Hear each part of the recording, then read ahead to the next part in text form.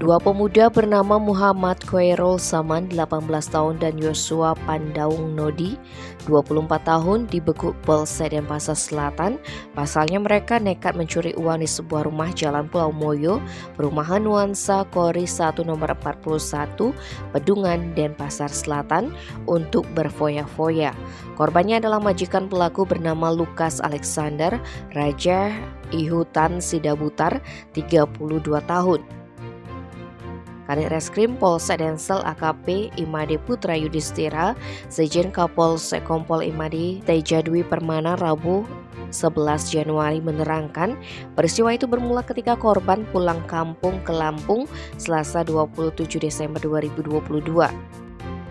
Saat pulang kampung, korban menitipkan rumahnya kepada karyawan Khairul. Tak disangka saat kembali Sabtu 7 Desember sekitar pukul 1, Lukas mendapati kamarnya berantakan.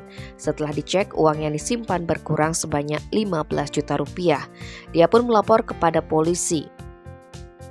Menindaklanjuti laporan tersebut, tim Opsnal Reskrim Polsek Densel melakukan penyelidikan. Hasilnya pelaku mengarah kepada Khairul.